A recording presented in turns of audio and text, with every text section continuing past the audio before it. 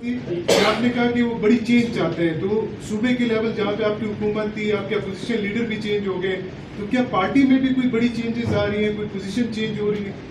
जी देखें, सबसे पहले तो जो मैं उनके साथ 8-9 घंटे गुजार के आया हूँ, आज भी किसी किस्म का ऐसी बात नहीं हुई कि कोई उनकी किसी ने रिक्वेस्ट की हो उनसे या दरख्वास्त की हो कि उन्होंने जो फ़ैसला किया है चीफ़ मिनिस्टर को तब्दील करने का, वो उसमें कोई और मज़ीद तब्दीली लेके आएँ या उसको वापस लें।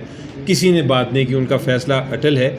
जो हमारा बात होती रही बल्कि वो ये थी, खान साहब ने कहा कि देखें मेरे जो चीफ़ मिनिस्टर हैं Ali Muin Gandapur, ex chief minister, वो मेरे बड़े एक वफ़ादार और पुराने खिलाड़ी हैं और मुझे उन पे पूरा एतमाद है।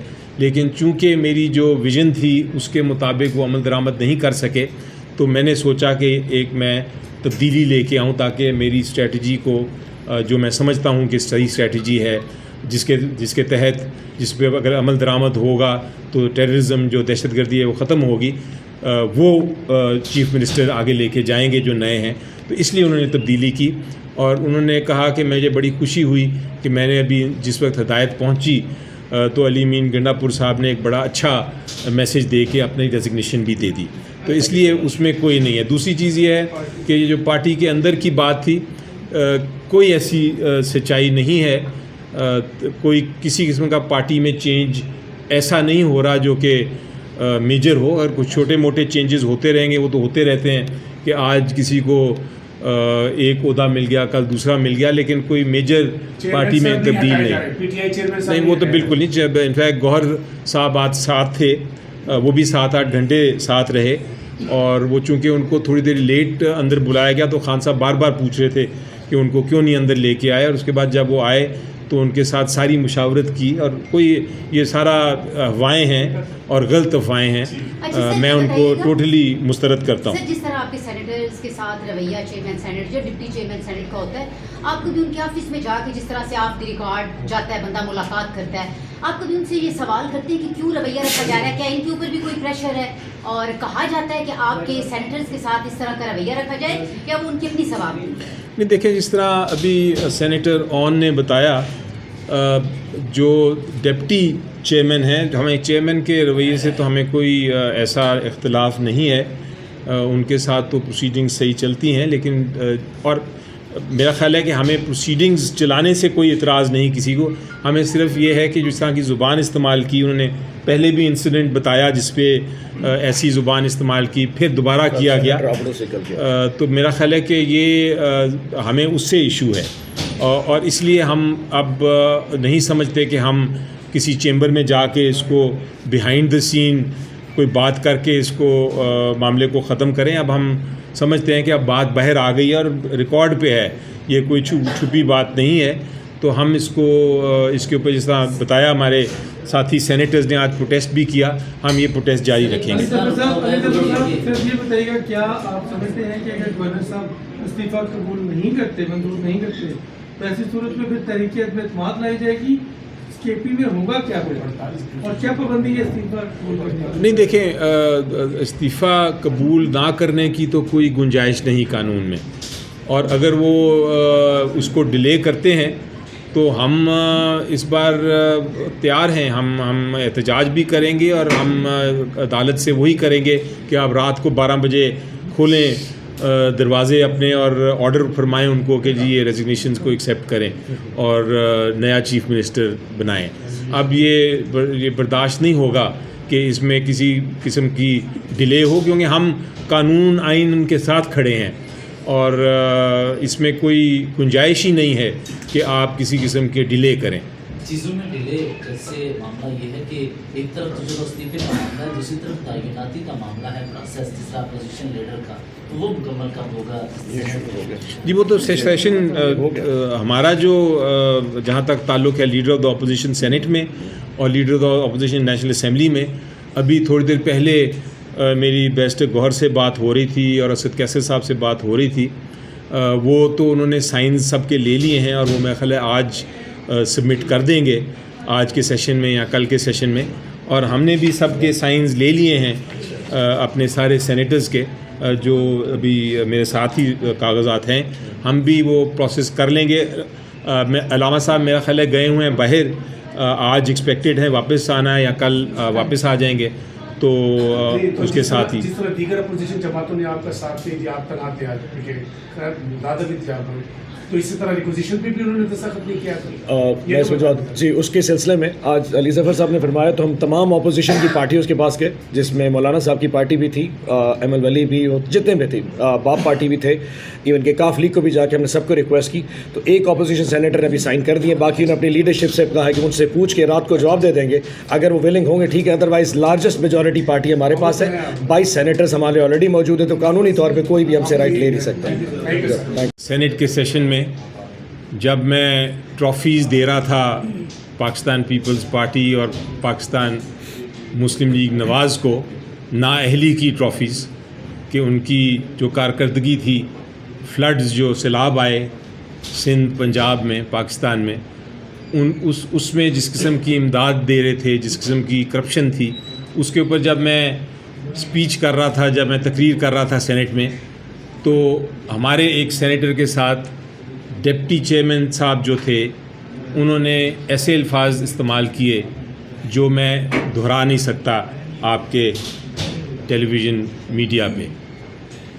आज हमने उस पे प्रोटेस्ट की और उनसे रिक्वेस्ट की, एक जो पार्लियामेंट्री तरीक़ेकार है, रिक्वेस्ट की कि आप इसकी माज़रत करें, क्योंकि ये गैर पार्लियामेंट्री ज़ुबान जो है वो आप नहीं इस्तेमाल कर सकते।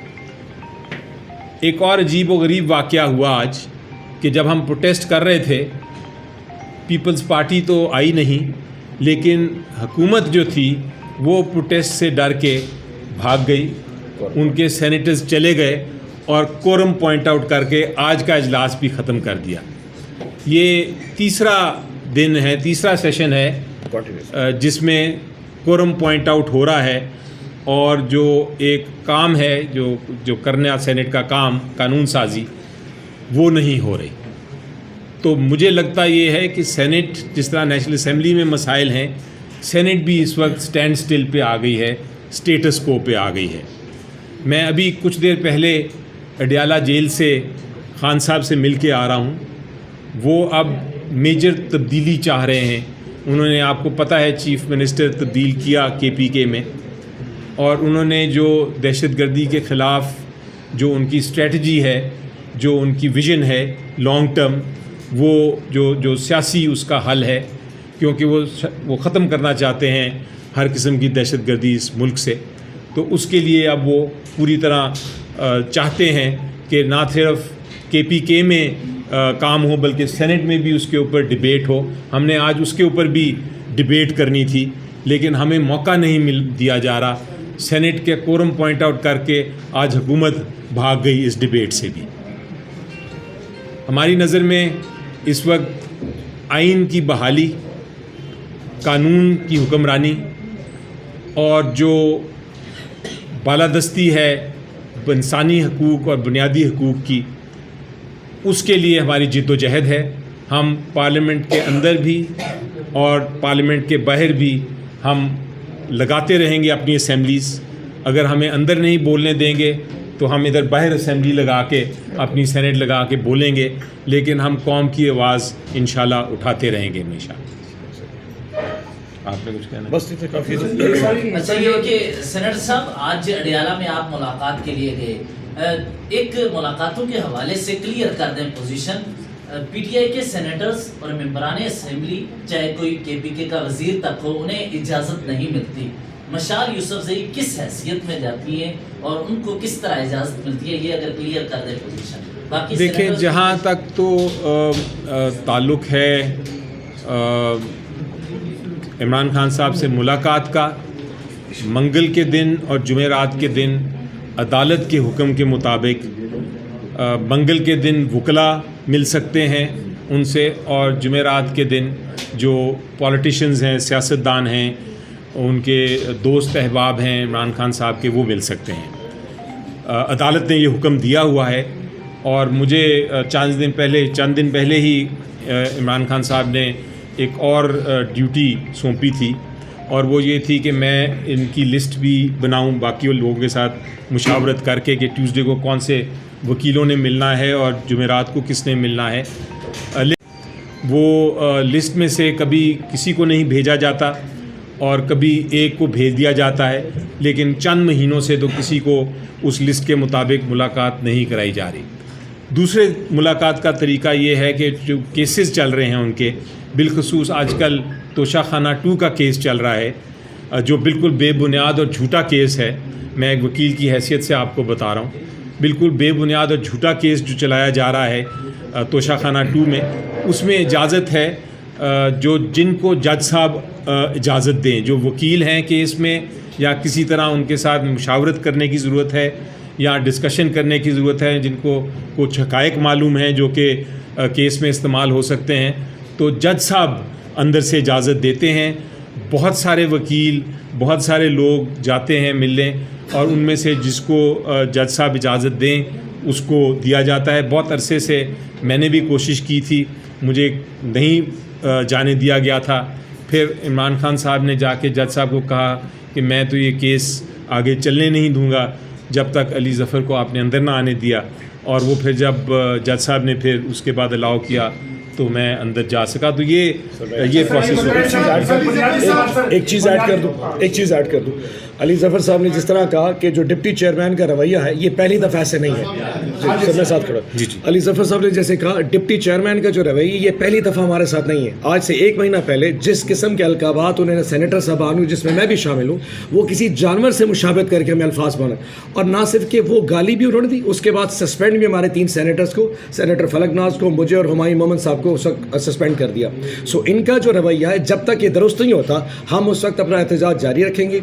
आज तहरीक इंसाफ ने 2 तहरीक अल्तवा पेश करनी थी, एक गंदम के हवाले से, जो कि पंजाब में गंदम का इतना बड़ा क्राइसिस है। इस वक्त आटे का जो रेट है गंदम में 5,500 रुपये का मन हो चुका है और 4,000 रुपये की गंदम हो चुकी है। तो आज इमरान खान साहब की हिदायत पे अली ज़फ़र साहब ने तहरीक अल्तवा पेश करनी थी कि गंदम का क्राइसिस, जिसमें ख़ास तौर पर खैबर पख्तूनख्वा और बलूचिस्तान के ऊपर जो सूबा बंदी लगा दी गई है कि पंजाब से अब गंदम इस वक्त इन दोनों सूबे में नहीं जा सकती, तो उन्होंने खान साहब ने अली साहब को कहा आप ये पॉइंट रेस करें कि अगर आज पंजाब ने गंदम पे बंद मिले तो क्या कल को खैबर पख्तूनख्वा अपनी जो गैस सप्लाई करता है क्या उस पर करना शुरू कर देगा? तो आप जाके बात करें, ये जाती है उन अवाम के लिए जहाँ गंदम प्यारा है। दूसरा था जो हमारे कबायली इलाकों में जो दहशतगर्दी है उस पर हमारी तहरीक अल्तवा थी कि जो वहाँ पे जो इशू बन रहे हैं उसके वाले से बात की जाए ताकि सेशन बात करें।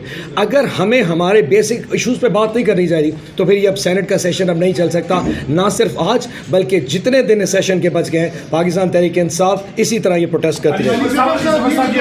बुनियादी तौर पर हमने अरकान सेनेट का सारा एहतजाज देखा है। सेनेटर हुमायूं मेमन से स्टार्ट हुआ, उन्होंने कहा कि स्टेप डाउन करें।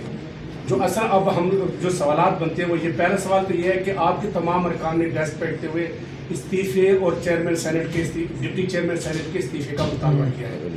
अब आपका एहतजाज इस्तीफे के लिए जारी रहेगा या आपका एहतजाज माजरत के लिए जारी रहेगा? और अगर जिस तरह की इतलात आ रही हो सकता है इसमें प्रोपेगेंडा हो, आपके सुहेल अफरीदी के खिलाफ अगर कोई एडवेंचरिज्म किया जाता है मुमकिन तौर पर, तो इमरान खान का क्या विजन है या क्या बयान है कि उसको कैसे नाकाम बनाया जाएगा? शुक्रिया जी। देखें, जहाँ तक पहला सवाल है उसका तो जवाब बड़ा स्ट्रेट फॉरवर्ड और सिंपल है। वो माजरत कर लेंगे तो मेरा ख्याल है हमें यही पार्लियामेंट की एक ट्रेडिशन है, तो हम उस ट्रेडिशन को नहीं तोड़ेंगे। जहाँ तक नए चीफ मिनिस्टर का ताल्लुक़ है, अफरीदी साहब, वो देखें उनके ख़िलाफ़ अगर कोई केसेस फ़ाइल हुए हैं, FIRs हैं, तो कानून ये कहता है कि FIRs को फ़ाइल करने से किसी किस्म का नाअहली नहीं होती। तो वो चीफ़ मिनिस्टर तो बनेंगे, कानून के मुताबिक इंशाल्लाह बनेंगे। कल ही मीटिंग हुई है हमारे MPAs की, अभी इनफैक्ट मेरी थोड़ी देर पहले आने से पहले उन अफरीदी साहब से बात हो रही थी फ़ोन पे। उन्होंने बताया कि जितने हमारे MPAs थे वो वहाँ मौजूद थे मीटिंग में, और अभी थोड़ी देर बाद भी मीटिंग होने लगी है, और सारे इमरान खान साहब की जो हिदायत है उसके साथ खड़े हैं। कोई किसी किस्म का इशू नहीं है, कोई एडवेंचरिज्म नहीं कर सकता, क्योंकि आइन और कानून इसमें बड़ा वाज़ेह है।